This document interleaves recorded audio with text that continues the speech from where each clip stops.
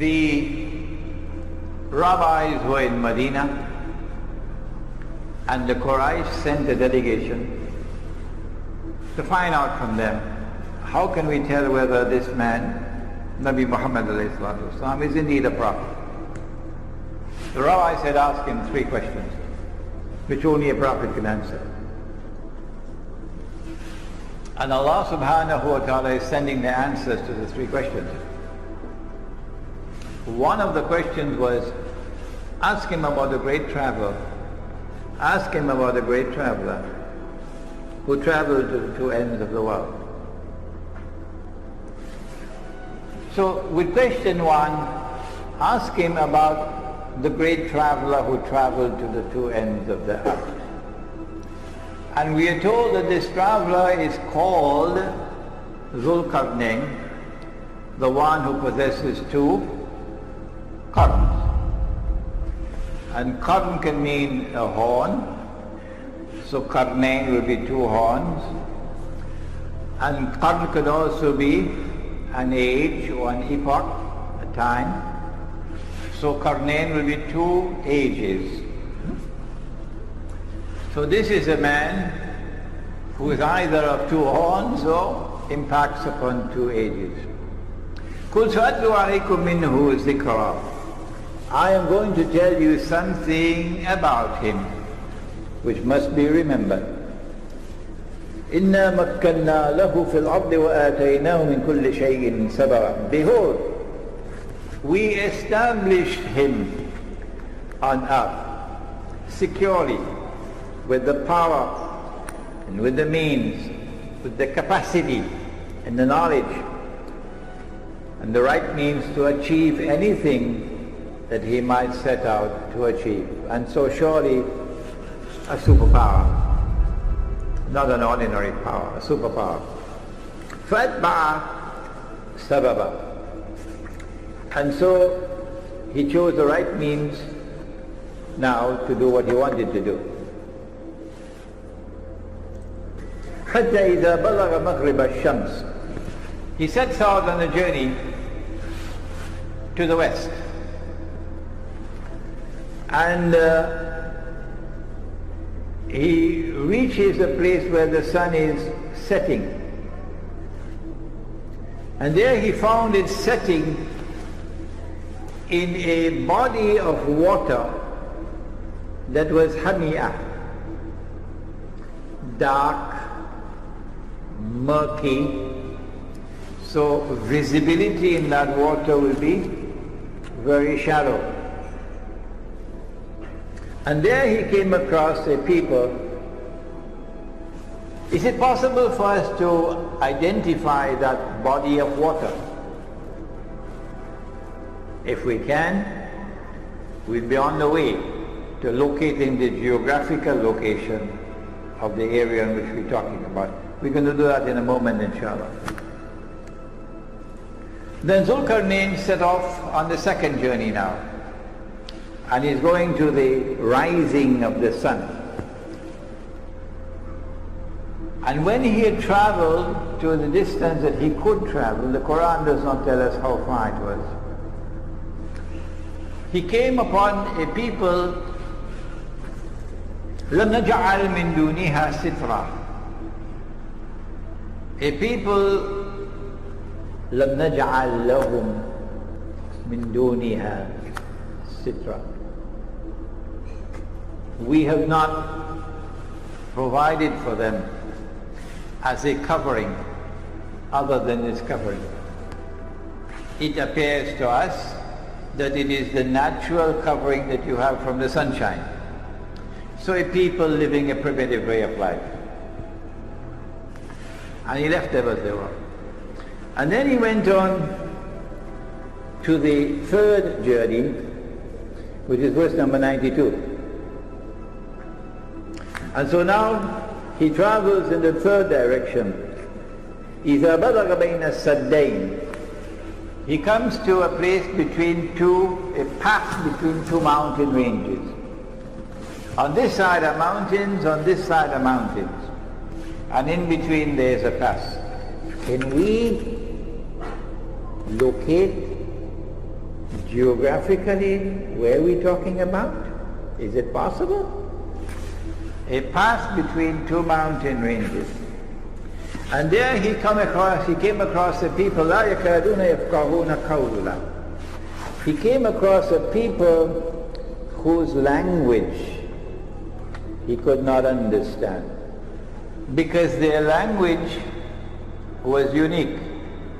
Their language had no connections with other language in that region. It was a language which was not connected with all the other languages in that region.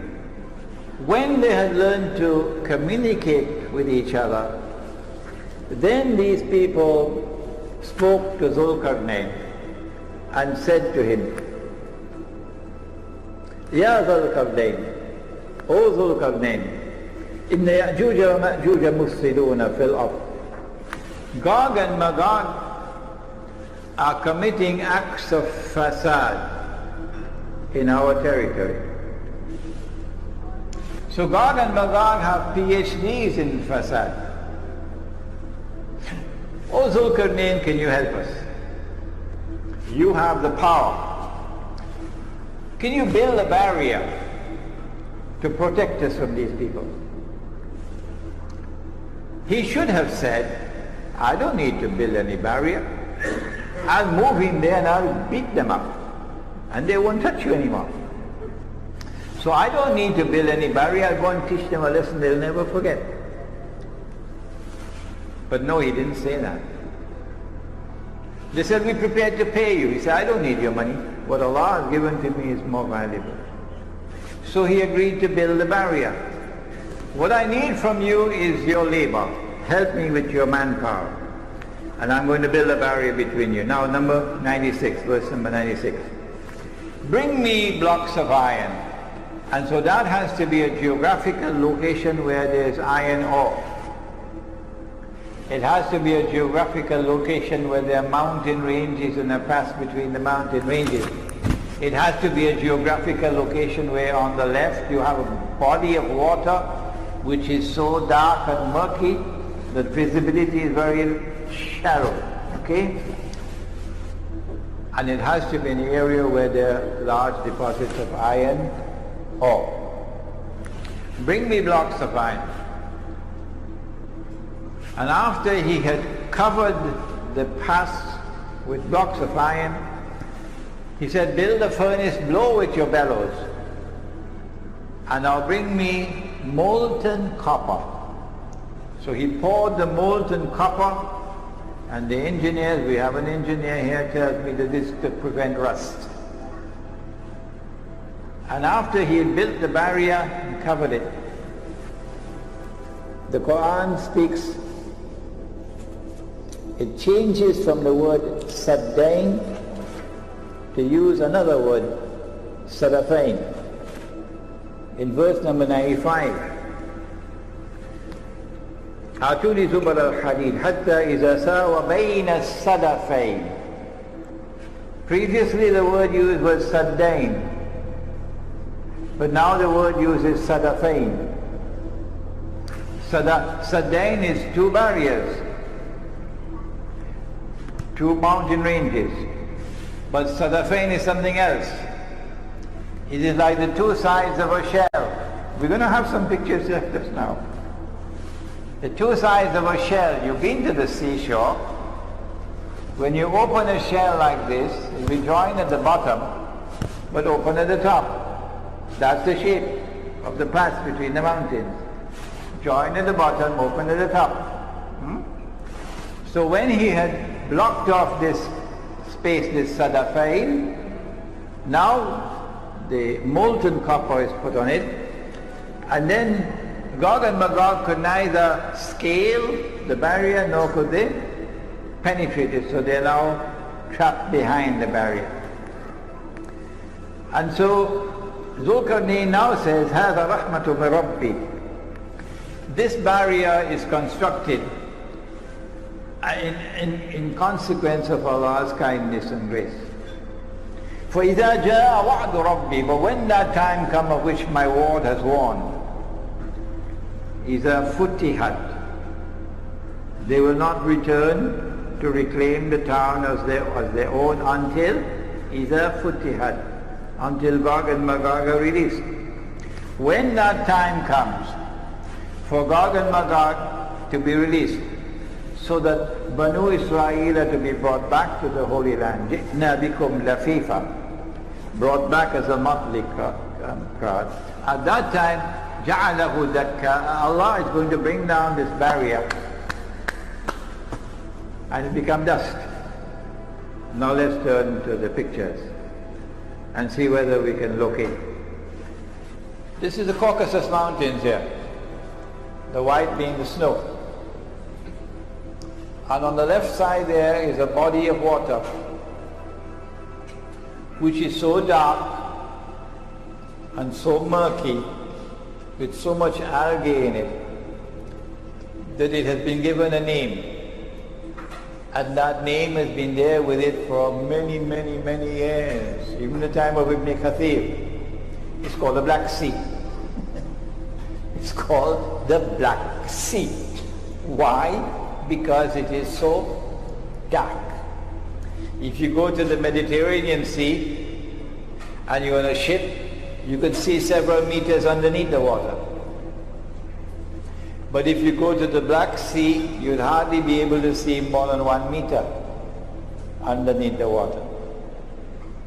On this side of the Black Sea is the Caspian Sea. And in between the Caspian and the Black Sea is this body of land. So we say that Zulkarnain is traveling in that direction to the west, and then in this direction to the east. The Caucasus Mountains are an unbroken range of mountains from that end to this end. But in between the Caucasus Mountains there is one pass, only one, in between. It's called the Darial Gorge. Let's see if we have, here we are. There is the gorge, and there's one side, and there's the other side. And it's like an open shell. See, the Quran is describing this Sadafain. So we have, I believe, established for you the geographical location of Gog and Magog. The people who are located behind the barrier. Behind the barrier, on that side of the Caucasus, were the Khazar.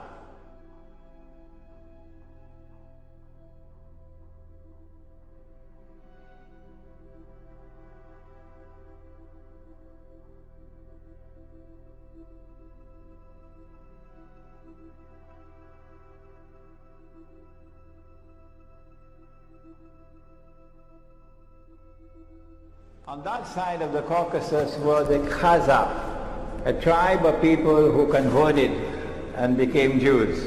Must have been on a Sunday morning. And some of them converted from Judaism and became Christians. Must have been on a Sunday evening. So you have Khazar who are Jews, and you have Khazar who are Christians. But they did not become Jews because of religious conviction. They became Jews as a matter of political convenience. So they don't particularly care for Torah and for the laws of diet and so on. So these are people who are Jews as a nation, but not as a religion. A nation, not a religion. These are the people who today control power in the world. Who are Gog and Magog? They are human beings. They are not some strange creature living in the interior of the earth. That's Disneyland thinking. They're human beings. The barrier built by Zulkarnain was destroyed by Allah in the lifetime of Nabi Muhammad alayhi salatu wasalam. And if you don't want to believe this that I have said, fine, you can accept that the barrier is still there. We don't have to be divided and be fighting with each other over it. No. I say the barrier is gone, it's destroyed. You say the barrier is still there. So why do we have to be fighting and dividing ourselves with each other over this? All I'm saying is, if the barrier is still standing, why aren't you searching for it? I think there's a question of credentials here. If a barrier built by Zulkarnain mentioned in the Quran, a geographical reality mentioned in the Quran, is still standing on the face of the earth, not buried beneath the surface of the earth, what kind of Disneyland thinking is that? If it is there standing on the face of the earth, why are you not searching for it? Why has no human being seen and recognized that barrier in 1400 years and more since the Quran was revealed? Why? My answer is because it's already been destroyed. But you don't accept that answer. You say Imran Hussein is misguided. Don't listen to Imran Hussein. Fine. That's shameful. Scholars don't behave like that. If Gog and Magog have been released, then we can understand the fasad in the world today, universal fasad. Inna Yakjuj Makjuj mufsiduna fil ard. If they are released in the world, they are the agents of fasad.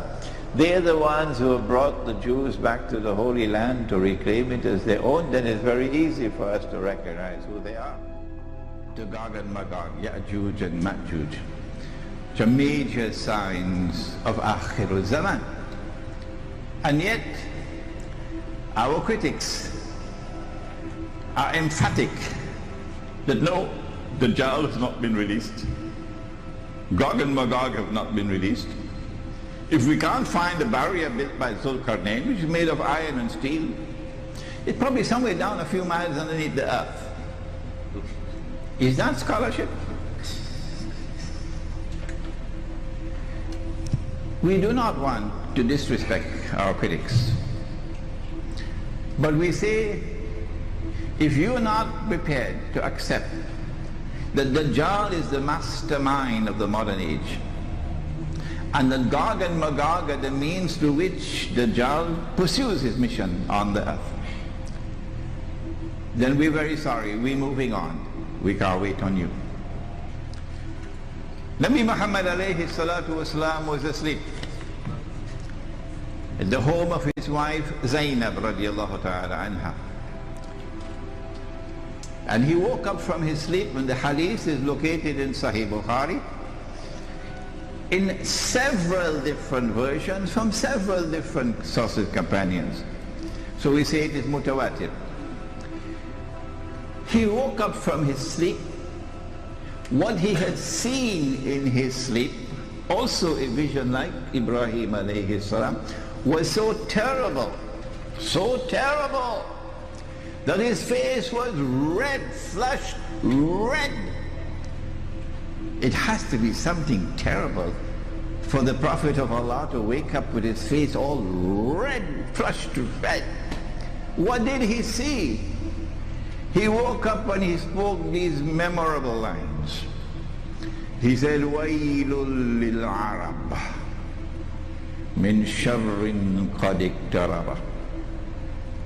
Woe unto the Arabs because of an evil, an evil. It can't be an ordinary evil for his face to be so flush red. It has to be a very great and will evil, never abandon them. which is now close. I'll finish the hadith in the next And then he slide. raised his So the hands battle like will this rage and he on. said, The battle will rage on. 1/3 of the Muslims will... Today means this day or 1,000 years from now. Where has reason fled? He said today. A hole has been made in the radam. He didn't use the word sad, he used the word radam. Surah Al-Kahf has both the words. When they ask Zulkarnain to build it, they use the word sad. When he built it, he used the word radam. And the hadith says the radam of Zulkarnain, of Yakjuj and Makjuj. Today a hole has been made, indicating that the great evil which is going to devastate the Arabs has not as yet occurred. It is an end time event because the words Gog and Magog are there. What is this great catastrophe that is coming on the Arabs? What is this great destruction that is coming on the Arabs which has not as yet come? Where is Islamic scholarship today? Why are you not asking these questions? And I'm not asking the Malay ulama. I'm not asking the Indonesian ulama. I'm asking the Arab ulama. She asked, who? Zainab radiallahu ta'ala anha. Anuhlika? Will we be destroyed? Anuhlika? Halaka? To destroy? Will we be destroyed? This is the word she asked. Will we, the Arabs, be destroyed when there are righteous people amongst us? The hadith is in Sahih Bukhari. He said, Na'am, yes. And then he went on to use words I never understood until recently, until I saw the pathetic state of Islamic scholarship today, and the even pathetic state of those who lead Muslims today. He said, إِذَا كَثُرَ الْخَبَثِ, when the scum prevails, then it will come. And today, the scum prevails. They have eyes and yet they cannot see. They have ears and yet they cannot hear. They have hearts and yet they do not understand. أُولَٰئِكَ كَالْأَنْعَامِ بَلْ هُمْ أَضَلُّ بَلْ هُمْ أَضَلُّ. They're worse than cattle. They're the scum. And when the scum prevails, then the destruction of the Arabs, not the Malay, not the Turks, the Arabs will take place. But I want to take you now back to that spot in the Caucasus Mountains, because we want to fine-tune our attempt to identify Gog and Magog. It is not sufficient to say that Gog and Magog are the European Christians and European Jews. No. Because amongst the European Christians and European Jews, there will be those who become Muslims, there will be those who are our friends and allies. Do not make the mistake. We have to look for a people who will eventually be moving from that northern area and moving towards Jerusalem.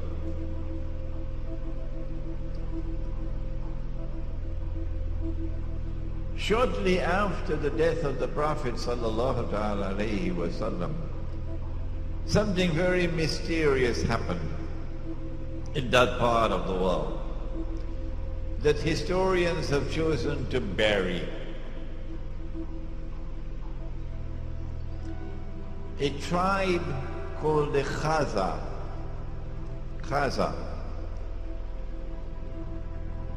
chose to embrace Judaism.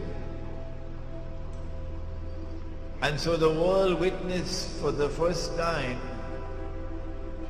the very strange phenomenon of a non-Semitic people becoming Jews. Non-Semitic becoming Jews. And these people, the Khaza, chose to convert to Judaism, but they did so not for any religious reasons. They were not so much interested in the kitab and to follow the law. They embraced Judaism for purposes of political expediency. They were sandwiched between Islam and Christianity, Byzantine Christianity, and they chose Judaism. These European Jews who have no racial, biological connection with the Banu Israel multiplied. يقول صلى الله عليه وسلم: تكون النبوة فيكم ما شاء. 9 in every 10 Jews in the world, 90% or more, are European Jews. They outnumber the Semitic Jews by 9 to 1 or 10 to 1. These European Jews, if you look at the list of names of Nobel Prizes for science, for literature, would you name it, you will find that these are people who far exceed the rest of mankind in their intellectual brilliance, in their academic achievements, in their scientific research.